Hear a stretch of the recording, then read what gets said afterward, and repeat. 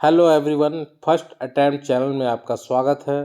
आज हम लोग पंचवर्षीय योजना देखेंगे। जेएसएससी सिलेबस में ये टॉपिक डायरेक्ट मेंशन है। एक या दो सवाल इससे कंफर्म आएंगे। तो इसके अलावा और भी कोई भी एग्ज़ाम जहाँ भी 5 ईयर प्लान के सवाल आते हैं, उसके लिए भी यह लेक्चर काफ़ी महत्वपूर्ण हो जाएगा। अपने 2 बार इंटरव्यू 6 और 7 जेपीएससी के अनुभव पर यह मैंने लेक्चर तैयार किया हूँ। इसमें मैंने सब कुछ शामिल किया हूँ जिससे इससे बाहर आपके सवाल नहीं बनेंगे। तो चलिए शुरुआत करते हैं 5 ईयर प्लान। ठीक है, पहले इसकी कुछ बेसिक इन्फॉर्मेशन देखते हैं। स्वतंत्रता पश्चात पंडित नेहरू की अध्यक्षता में आर्थिक नियोजन समिति गठित हुई। ठीक है, पंडित नेहरू की अध्यक्षता में गठित हुई आर्थिक नियोजन समिति, और इस समिति के सिफारिश पर 15 मार्च 1950 ईस्वी में योजना आयोग का गठन हुआ। तो कब गठन हुआ? तो 15 मार्च 1950 में। किसका? तो योजना आयोग का गठन हुआ था।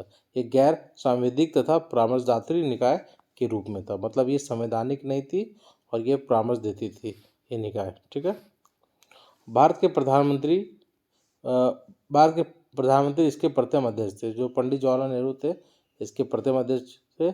और भारत की पहली पंचवर्षीय योजना 1 अप्रैल 1951।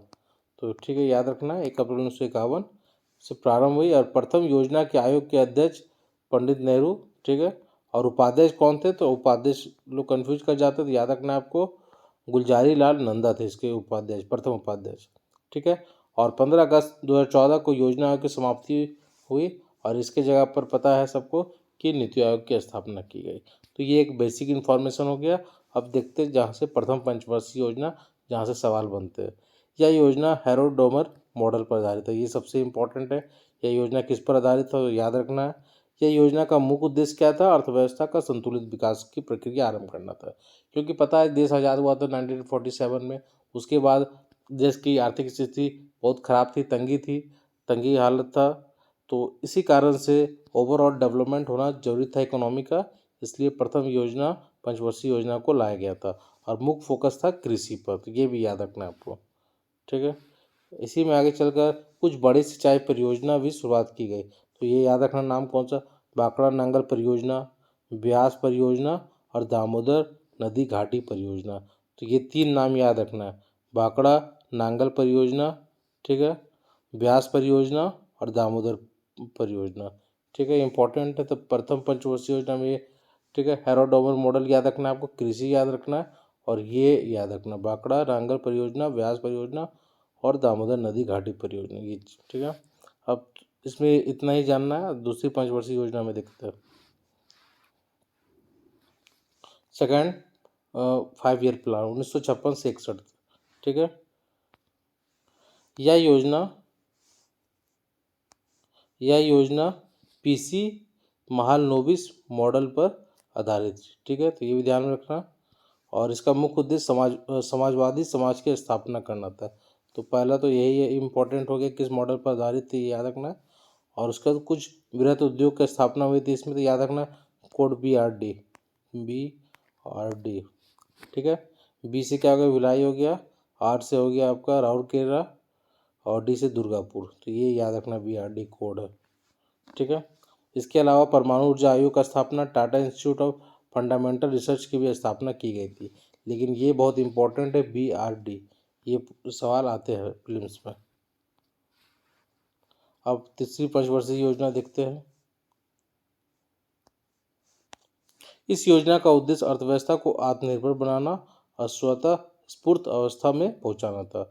ठीक है, योजना में कृषि और उद्योग दोनों की प्राथमिकता दी गई और Bokaro iron and steel industry की स्थापना की।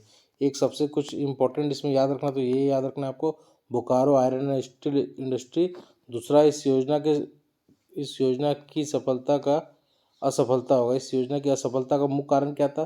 पता है कि 2 युद्ध हुए थे, भारत चीन युद्ध और भारत पाक युद्ध, और इसी बीच सूखा की स्थिति भी आई थी। तो ये तीनों पॉइंट आपको याद रखना है। ठीक है, एक मिनट,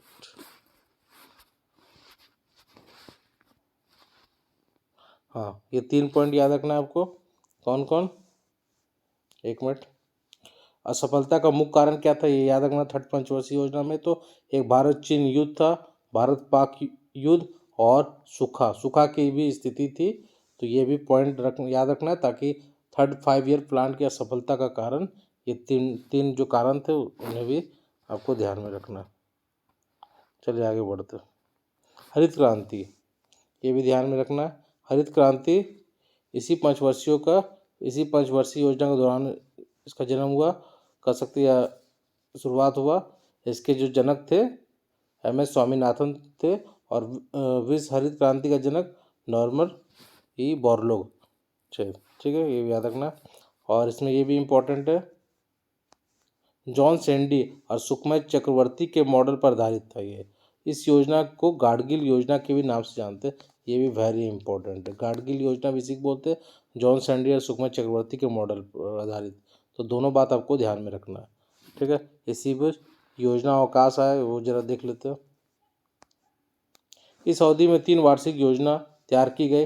योजना अवकाश का प्रमुख कारण क्या था? भारत पाक संघर्ष और सूखे के कारण संसाधनों की कमी, मूल स्तर में वृद्धि हो रही थी। ठीक है, तो ये कारण ध्यान में रखना है आपको। इसके अलावा ध्यान में रखना कि भारत में योजना अवधि में 3 बार, ओवरऑल अभी तक 3 बार योजना अवकाश है, ये भी ध्यान में रखना है। तो योजना अवकाश समझ में आ गया। अब चौथी पंचवर्षीय योजना को देखते हैं हम लोग। ठीक है, 69 से 74 के बीच में थी चौथी पंचवर्षीय योजना। अशोक रुद्र मेनन मॉडल, ये ध्यान में रखना है आपको। और इसमें 14 बैंकों का राष्ट्रीयकरण हुआ और श्वेत क्रांति इसी योजना में। तो ये 3 चीज़ याद रखना, एकदम टू द पॉइंट बनाया, ये लेक्चर बनाया, ध्यान से देखना आपको। अशोक रुद्र मेनन मॉडल, 14 बैंकों का राष्ट्रीयकरण और श्वेत क्रांति इसी में। ठीक है, ये भी ध्यान में रखना आपको।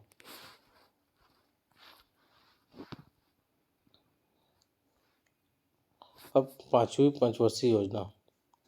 इस योजना का मुख्य उद्देश्य गरीबी उन्मूलन एवं आत्मनिर्भरता की प्राप्ति। गरीबी उन्मूलन बहुत इंपॉर्टेंट है। ये सवाल कितने बार एग्जाम में आया, गरीबी उन्मूलन कौन सी योजना? तो 5वीं पंचवर्षीय योजना। ठीक है, इस योजना यह योजना केवल 4 साल की थी, 1974 से लेकर 1978 तक। तो ये भी ध्यान में रखना। ठीक है, इस योजना में 20 सूत्रीय कार्यक्रम की शुरुआत हुई। न्यूनतम आवश्यकता कार्यक्रम, काम के बदले अनाज कार्यक्रम का संबंध इसी योजना से। यह योजना DD धर द्वारा, ठीक है, ये भी ध्यान में रखना आपको, द्वारा तैयार किया गया एवं लॉन्च किया गया। ये भी नाम याद रखना आपको। जनता पार्टी शासन द्वारा इस योजना को 1978 ईस्वी में समाप्त करने का निर्णय लिया गया। तो ये भी ध्यान में रखना आपको। ये 5वीं पंचवर्षीय योजना हो गया। अब आगे बढ़ते हैं। अनवरत प्लान, जिसे रोलिंग प्लान भी कहते हैं। ये क्या था? रोलिंग प्लान मोरारजी देसाई के नेतृत्व में जनता पार्टी सरकार के द्वारा बनाई गई थी, लेकिन इंदिरा गांधी के नेतृत्व वाली नई सरकार द्वारा 1980 को ही समाप्त कर दिया गया था। ये भी आपको ध्यान में रखना है। अनवरत योजना रोलिंग प्लान का प्रतिपादन कौन किया था? तो गुन्नार मिडल किया था। ठीक है, ये भी ध्यान में रखना आपको, मिडल। ठीक है, गुन्नार मिडल। ठीक है, ये ध्यान में रखना आपका अनवरत रोलिंग प्लान। 6ठी पंचवर्षीय योजना। इस योजना का मुख्य उद्देश्य गरीबी उन्मूलन और रोजगार में वृद्धि था, और नाबार्ड की स्थापना की गई। ये भी नाबार्ड इम्पोर्टेंट है। किस प्लान में? तो 5 ईयर प्लान में। ठीक है, नाबार्ड सबसे ज़्यादा इसमें 6 में नाबार्ड इम्पोर्टेंट है आपके लिए। 7वीं पंचवर्षीय योजना। यह योजना जॉन डब्ल्यू मिलर मॉडल, पहले बात इसका नाम याद रखना, जॉन डब्ल्यू मिलर मॉडल पर आधारित थी। इस योजना में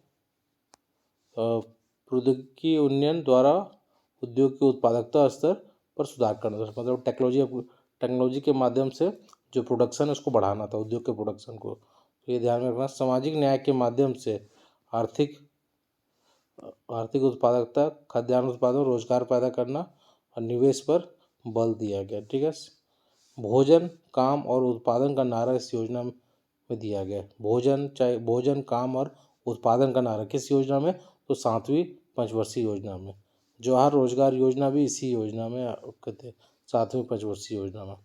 ठीक है, तो ये भी ध्यान में रखना आपको। एक बार योजना अवकाश फिर से 1990 से लेकर 92 तक देखते हैं। 1 अप्रैल 1990 से 31 मार्च 1992 तक राजनीतिक अस्थिरता एवं आर्थिक संकट के कारण 1 वर्षीय योजना बनाई गई थी। तो ये भी ध्यान में रखना आपको। अब चलते हैं 8वीं पंचवर्षीय योजना में। ये कब से था? 1992 से 1997, 5 साल के लिए। डॉक्टर मनमोहन सिंह के नेतृत्व में मुक्त बाजार सुधार, उदारीकरण, निजीकरण और वैश्वीकरण का शुभारंभ किया गया, मतलब एलपीजी लाया गया। पता था आर्थिक संकट की स्थिति थी हमारे पास, है ना, तो इसलिए एलपीजी रिफॉर्म लाया गया। 8वीं पंचवर्षीय योजना, वेरी वेरी इंपॉर्टेंट क्वेश्चन है ये। पूछा जाता है कि कौन सी पंचवर्षीय योजना में आर्थिक सुधार कार्यक्रम लाया गया, तो ये एलपीजी, तो ये याद रखना 8वीं पंचवर्षीय योजना में। दूसरा है कि मानव संसाधन पर भी बल दिया गया, तो कौन सी योजना में, ये भी याद रखना आपको। 9वीं पंचवर्षीय योजना जो आप देखते हो, इसमें 4 महत्वपूर्ण आयाम के संदर्भ में विकसित किया गया। जीवन की गुणवत्ता, उत्पादक रोजगार, रोजगार का सृजन, क्षेत्रीय संतुलन और आत्मनिर्भरता, तो इसे भी आप देख लीजिए। 9वीं पंचवर्षीय योजना में सर्वोच्च प्राथमिकता न्यायपूर्ण वितरण एवं समानता के साथ विकास, ठीक है, तो सामाजिक न्याय की बात करता है पर बल दिया गया, ठीक है, बहुत ज़्यादा इंपॉर्टेंट नहीं, लेकिन इसे देख लेना, छोटा सा फैक्ट है इसमें। 10वीं पंचवर्षीय योजना ये कब लाया गया, तो 2002 से 2007 तक। यह योजना ज़्यादातर गरीबी अनुपात को कम करना था और उसे गुणवत्ता वाले रोजगार प्रदान करना, साक्षरता और मजदूरी के लिए लिंग अंतर, ठीक है, जो लिंग अंतर है उसे कम करने पर ध्यान दिया गया। ये 10वीं पंचवर्षीय योजना का बात है। अगले 10 वर्षों में प्रति व्यक्ति आय दोगुना करने का भी प्रस्ताव था, तो कौन सा योजना में, ये 10वीं पंचवर्षीय योजना में, इसे ध्यान में रखना है आपको। आगे बढ़ते हो, 11वीं पंचवर्षीय योजना में, इसमें क्या इंपॉर्टेंट है, 2007 से 2012 ईस्वी तक मुख्य लक्ष्य था तीव्रतम एवं समावेशी विकास, इसका ये लक्ष्य याद रखना। सरकार ने कौशल विकास पर बल दिया गया, ठीक है, बल होगा, कौशल विकास पर बल दिया गया। और कृषि विकास दर को 4%, ये इंपॉर्टेंट है, कृषि विकास दर कितना प्रतिशत, तो 4% तक बढ़ाने का कदम उठाए, तो दोनों पॉइंट में ध्यान रखना। इसका लक्ष्य भी इंपॉर्टेंट है और कृषि का विकास दर भी।